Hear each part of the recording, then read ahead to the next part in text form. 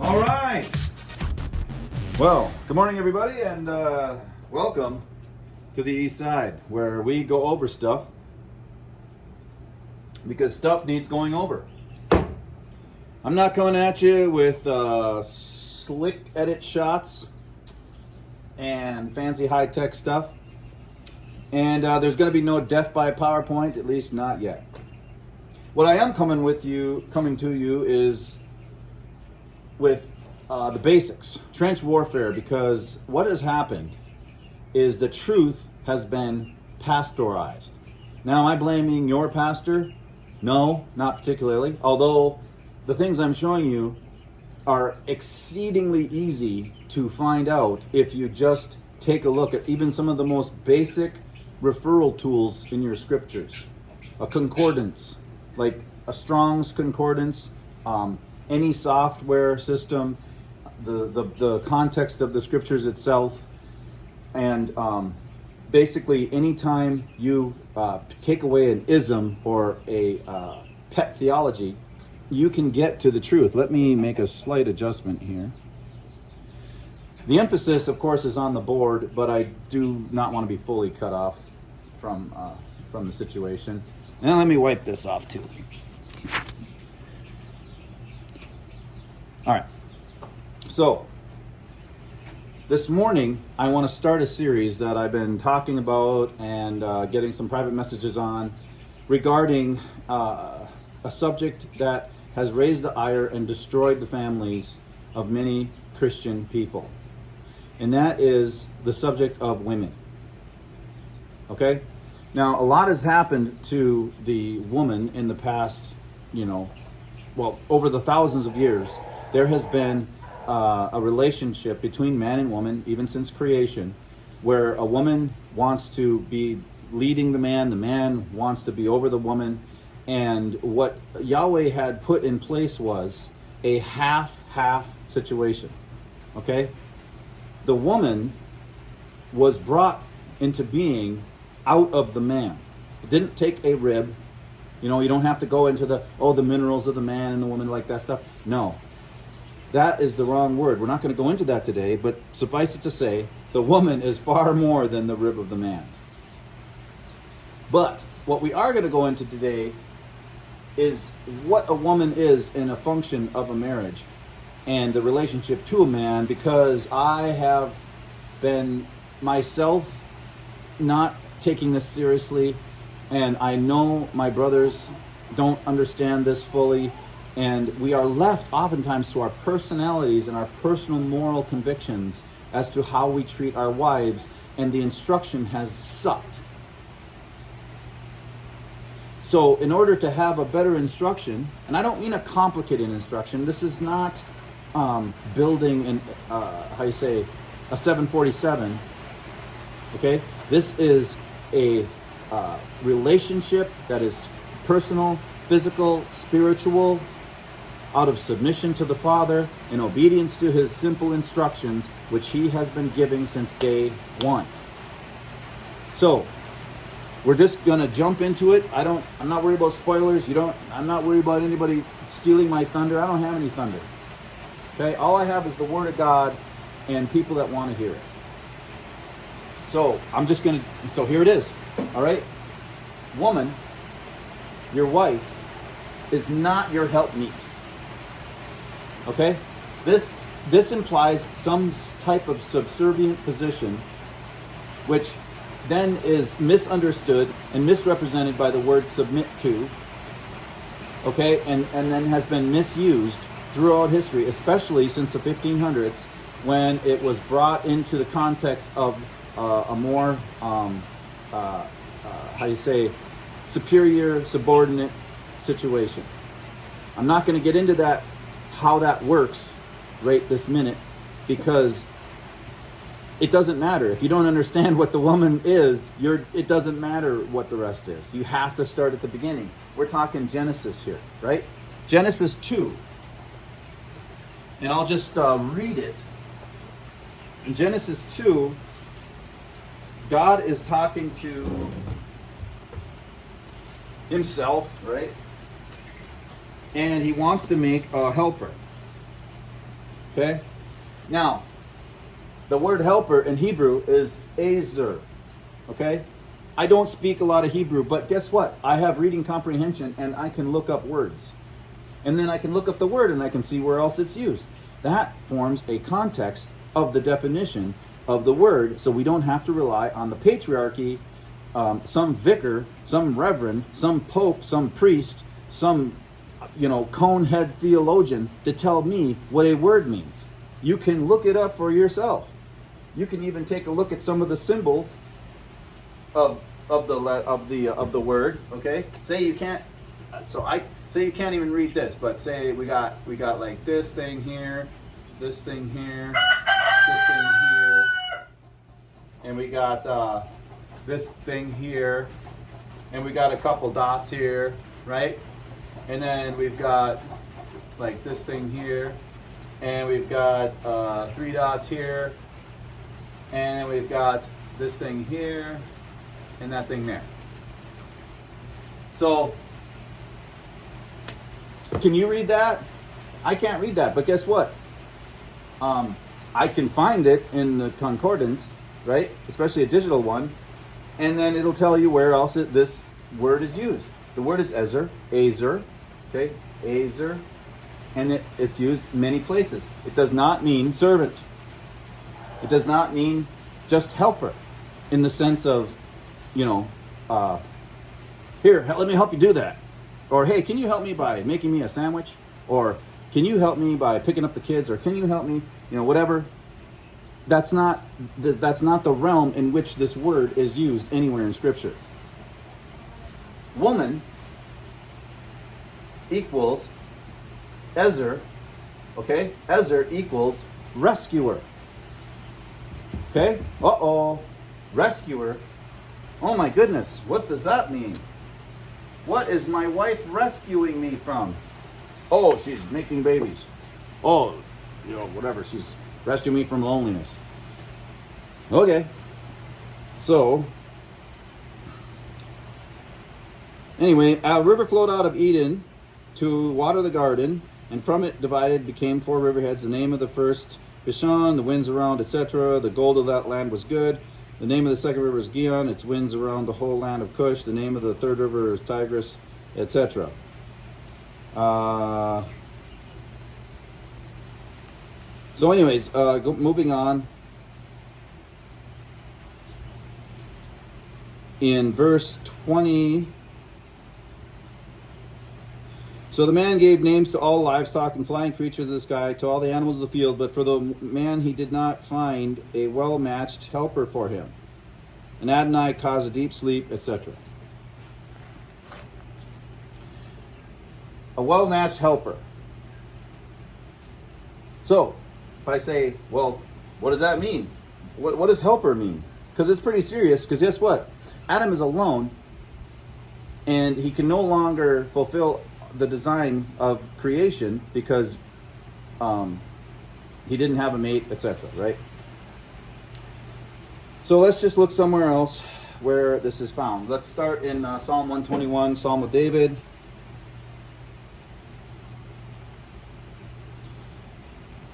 A song of decrees. I will lift up mine eyes unto the hills, from whence cometh my help. Now, who was David looking to for help? Yahweh. And what was he looking for? He was pretty serious. He needed a rescue. My help cometh from the Lord, which has made heaven and earth. So, how did David get this help? He got help from the Lord. Let's look at Psalm 115. Psalm 115, 9, 10, and 11. O Israel, trust thou in the Lord. He is their help and their shield. How is the Lord helping? By, by helping with planting and making a tent and etc., being a servant? No, he was going to rescue them. O house of Aaron, trust in the Lord. He is their help and their shield. Ye that fear the Lord, trust in the Lord. He is their help and their shield. Okay? Moving on, we go to Psalm 89. Psalm 89. Then thou spakest in vision to thy Holy One, and saidst, I have laid help upon the one that is almighty. Okay? I have laid help upon mighty, that I have exalted one chosen out of the people. So that's predicting the future of Yeshua, the kindred son of Yahweh, not begotten. He is kindred. Yeshua is made up of Yahweh stuff. He is the face of Elohim. Okay? He is the body of the ever-present God. Hosea 13:9.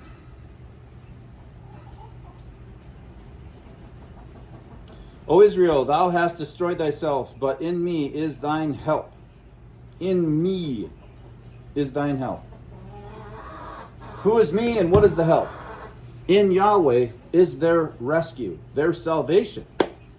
Now, am I saying that a woman is your salvation? I don't know. What does salvation mean? Can she save you from your stupid self? Absolutely. Let me tell you guys. You have baked into you an ego. This is to men. You have baked into you an ego. You think what you say is right. You think where you go is the way to go. And you have been told and sold a bill of goods on your partner if you are married. The helpmeet position. Your first inkling of your wife is that she would submit to you. That is not the first inkling for you to have. That is a process of understanding one another, trusting one another, that she would volunteer to, when the chips are down and everything is wrong and etc., to work with you and to, lift you up to be the leader. That is her design, desire, whatever. That's not is for you to oppress that position. It's also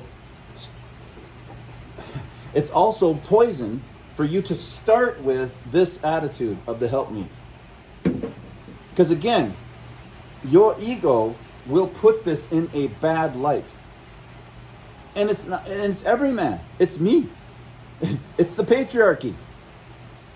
Because we are full of ourselves. We want to do our own thing. We want to make the decisions and be the captain. We want to have authority, right? And again, the teaching of this leaves men without the understanding of what their woman is. So it leaves them to their personality. So if you have a weak personality, your woman will run over you, and you will be a bitter man because you think you're missing out on something. If you're an ogre or a pushy, like I can be very pushy, you then just say, well, I heard one guy, this is a Christian guy, say, the job of a wife is easy. All she has to do is obey her husband.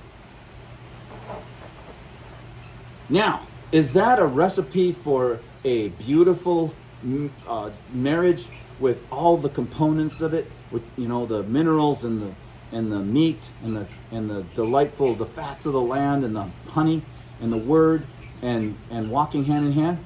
Or is that a recipe for a disastrous, bitter marriage, either ending in heartbreak or divorce, or just a beaten down one of the two partners, usually the woman?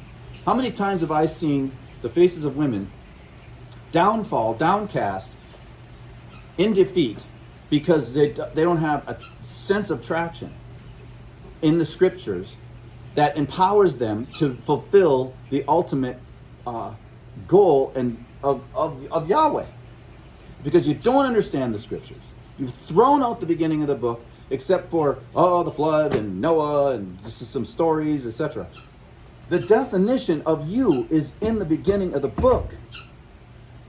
The definition of how this is supposed to work is in the beginning of the book. No, not a helpmeet. Rescuer. Now, does that? Well, Tim, you're just a cuck. You're going to put woman up ahead. Blah, blah, blah. No. That's baked into me to be like suspicious of what does this mean? Dig this at the bottom. And so, if you, hello, rescuer. Hi. absolutely. I was just making. See this? Oh. Woman equals. Can you name how many times that you've rescued me from myself? No, I cannot. Okay, so my rescuer just came in to rescue the chickens and drop some greens on the east side. Do you want? Can you want to say a quick hi? Hi. All right. And does that mean that, we don't ever disagree on how this rescuing happens? No, because again, I have an ego. Just yesterday, my ego got me in trouble, and my wife and I ran into a problem, and it was a very serious discussion about, who do I think I am? Am I providing for the home spiritually? Have I been living up to what I've been talking about? And is all this reading and studying gone to my head and not into my life? So she rescued me again from my ego, because my ego once again is baked in. Guys, don't worry. If you consider your wife a rescuer, it's not going to turn you into anything but a guy who uplifts his wife. And what happens when you lift up your partner, your wife? You make her stronger so that she is better enabled and confident to do what she does best, whatever that is in your homestead. And it actually gives her a reason to believe the crap that you're teaching or thinking or reading about. And I say crap with the kind of facetious, is this stuff is not real to the people around you unless you are walking it out and sharing it by your conduct. Nobody cares what you're saying. Nobody cares what you're, how you're, believing this or studying that, or I know Hebrew, I know Greek, I know the lexicons. Who cares? Who cares?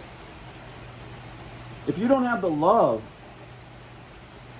for Yahweh and your neighbor, and that starts with your wife if you're married, you're garbage. It's garbage. Your faith is nothing. So, woman is not a helpmate. Woman equals rescuer. You can spend the rest of your life studying this and studying how to be a better husband. And when you see Yeshua and the King, if you make it, right? Scared you. When he comes, you don't have to face him in shame. If you're just simply trying to do this because you're married. And if you want biblical proof, get yourself a Strong's. But you can start in Psalms 21, Psalm 115, Psalm 89, Hosea. Look up what this means. Help. Aid. Israel has no other aid besides Yahweh. Okay? We have an aid in Yahweh. But on earth, our main aid, our main rescuer is our wife. Because between her perspective, her talents, her understanding of what's going on, she sees things that you don't see, man. We think linear, like logistically, strategically, all this stuff. Women see holistically, systematically, affection and attention and love, mercy. And we don't have that as much as they do wired in. Because our job is to protect. And that is why it's so important to submit to one to another. And no kidding, there's a situation there where, yeah, you're gonna get held accountable. You, as a husband, you will be held accountable. So you want to hope to God that you're treating your wife biblically, because if you're not treating your wife biblically, that is the greatest expense of accountability that you're going to face. Because if you're not treating your wife biblically, you're not going to be treating your neighbor biblically. You're not going to be treating your community biblically. And you're, all the words that you got, all the words that you're speaking, your God talk at church and at the Bible studies and stuff isn't going to count for nothing unless if you're not treating your wife as the rescuer she is. That includes me. I had the opportunity to apologize to my wife yesterday because I was not treating her as the rescuer. I was treating her as an adversary. Yeah, I was treating my wife in an adversarial position, breaking her heart. praise Yah, she accepted my apology. We discussed how communication got messed up. Because when hurt people. So I was struggling with something. I brought it home. I didn't communicate it clearly like I would with my aide and my rescuer. So instead, I brought home bitterness, frustration, exhaustion, anxiety, carnality. And so what does that make? All these videos I make. Oh, let's talk about, what the word believe means. Who cares what the word believe means if you're not bringing home love to your wife and treating her as a rescuer? No, Rachel, you're not my help meet server subordinate. You are literally the other half of my guts, the other half of the ark, the two handles of the ark. Okay? Man and woman, and you carry that testimony. We'll get into that. But here's the first video in the series. What is a woman? I'll tell you what they are. They're the rescuer. And women, that's a big responsibility, because if you are a rescuer, you put on the chevron of rescuer, the label. Guess what? People are looking at you. Are you rescuing? Are you rescuing your husband? Are you rescuing your family? Are you rescuing, or are you putting yourself first? Whatever what. Men, this is for you. Start treating your woman like a rescuer and watch the magic happen in your marriage. I love you guys. And if I speak a little rough, a little coarse, it's because we don't have time to play games with theologies. We better get back to the truth and get some grip and start our engines, because the interesting times have arrived, and they're only going to get more interesting. So drop down any dumb divisions you have about the scriptures. Read it from beginning to end. Believe it from beginning to end. And then walk it out, the narrow path. Okay? Psalm 119, people. Read it.